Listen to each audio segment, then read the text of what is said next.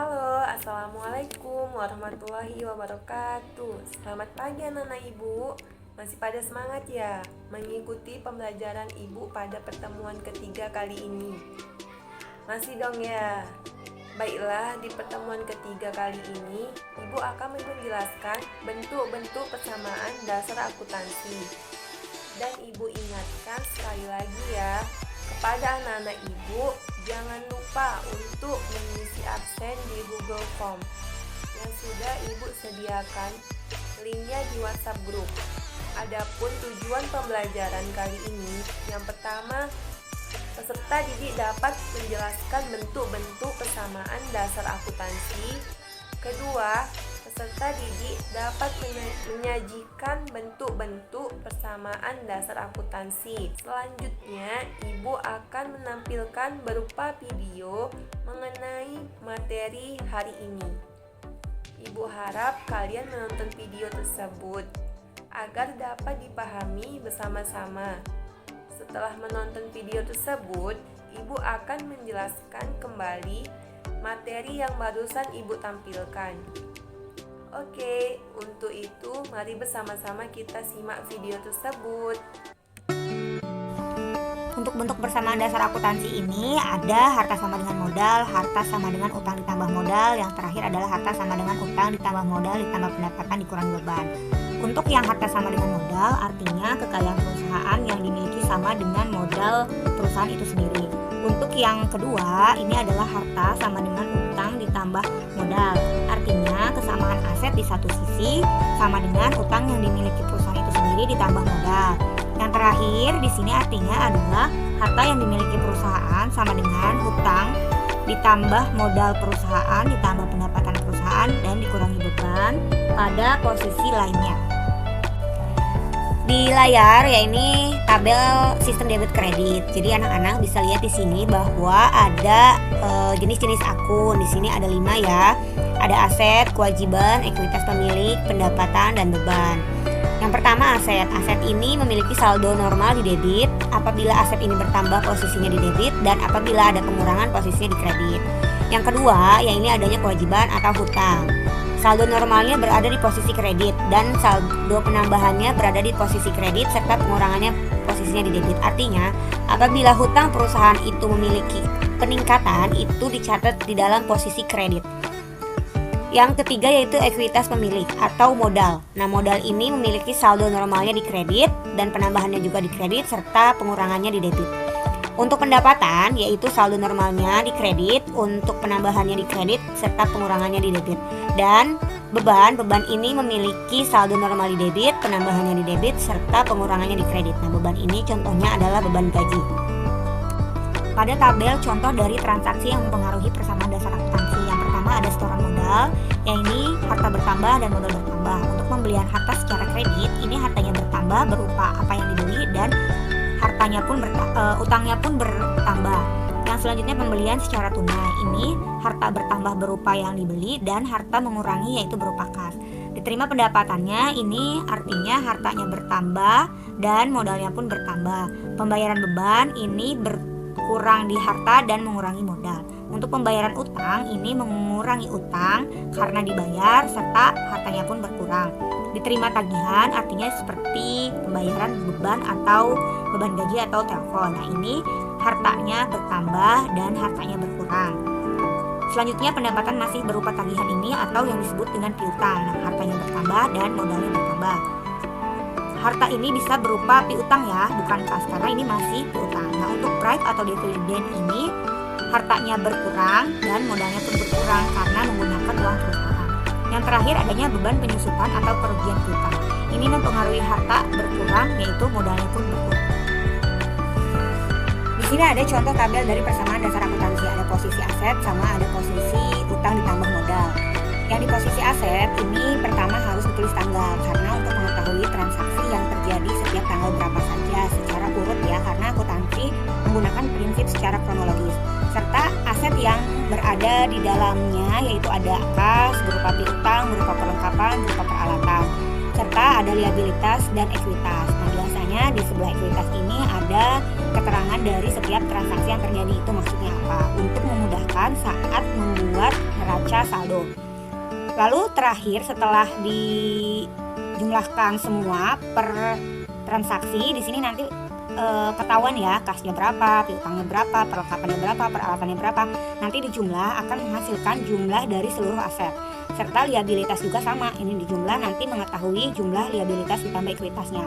Untuk posisi liabilitas plus ekuitas ini akan sama dengan posisi aset ya. Fungsi persamaan dasar akuntansi yaitu untuk dapat mengetahui beberapa aktiva yang sudah digunakan dan dibelanjakan dalam satu periode akuntansi.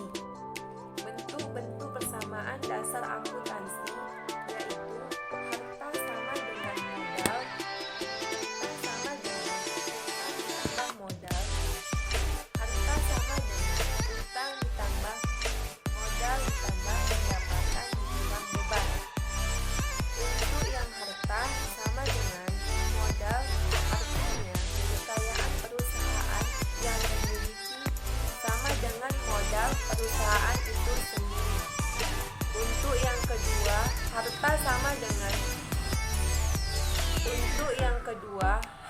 sama dengan utang ditambah modal, artinya kesamaan aset di satu sisi sama dengan utang yang dimiliki perusahaan itu sendiri ditambah modal. Yang terakhir, harta yang dimiliki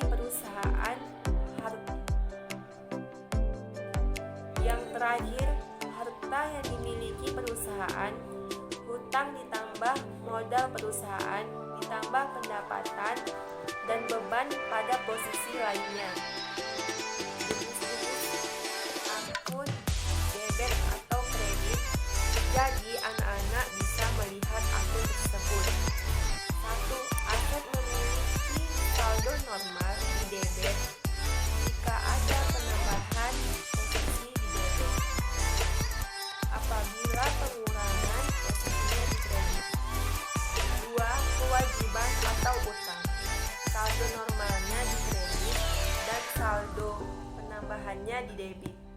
Apabila hutang perusahaan memiliki peningkatan, itu dicatat di kredit. Ketiga, ekuitas. Pemilik atau modal saldo normal di debit. 3. Ekuitas pemilik atau modal saldo normal di kredit, penambahan di kredit, serta pengurangannya di debit. 4. Pendapatan saldo normalnya di kredit, penambahannya di kredit, dan pengurangannya di debit. 5. Beban saldo normal di debit, penambahannya di debit, serta pengurangannya di kredit. Contohnya beban gaji. Contoh dari yang mempengaruhi persamaan dasar akuntansi. Ini tabelnya. 1. Setoran modal. Harta bertambah, modal pun bertambah. 2. Pembelian secara kredit. Harta bertambah berupa yang dibeli dan utangnya pun bertambah. 3. Pembelian secara tunai. Ini harta bertambah, apa yang dibeli dan harta mengurangi berupa cash. 4. Diterima pendapatan. Ini hartanya bertambah dan modalnya juga bertambah. 5. Pembayaran beban berkurang di harta dan mengurangi modal. 6. Pembayaran utang mengurangi utang karena dibayar serta hartanya berkurang. 7. Diterima tagihan, artinya dibayar beban gaji atau telepon, hartanya bertambah dan harta berkurang. 8. Pendapatan masih berupa tagihan, hartanya bertambah dan modalnya bertambah. 9. Free atau dividen, hartanya berkurang dan modalnya berkurang menggunakan perusahaan. 10. Beban penyusutan atau kerugian piutang, hartanya berkurang, modalnya pun berkurang. Di sini ada contoh persamaan dasar akuntansi, yaitu ada aset dan ada utang ditambah modal. Aset terdiri dari tanggal, kas, piutang, perlengkapan, peralatan. Ada liabilitas dan ekuitas. Biasa di samping ekuitas itu ada keterangan yang terjadi apa untuk memudahkan. Aset terdiri dari tanggal, kas, piutang, perlengkapan, peralatan. Ada liabilitas dan ekuitas. Di samping ekuitas ini ada keterangan yang terjadi apa untuk memudahkan saat neraca saldo. Lalu diakhiri setelah dijumlahkan semua saldo transaksi. Semua transaksi dijumlahkan, kas, piutang, peralatan, perlengkapan, liabilitas, dan ekuitas juga dijumlahkan, maka aset ditambah liabilitas ditambah ekuitas jumlahnya harus balance. Setelah Ibu jelaskan, untuk menguji kemampuan kalian, Ibu akan memberi tugas kepada setiap siswa di Google Form yang akan Ibu bagikan setelah pembelajaran ini. Jika ingin ada yang bertanya, Ibu akan membuka diskusi di WhatsApp group. Sekian dari saya. Wassalamualaikum warahmatullahi wabarakatuh.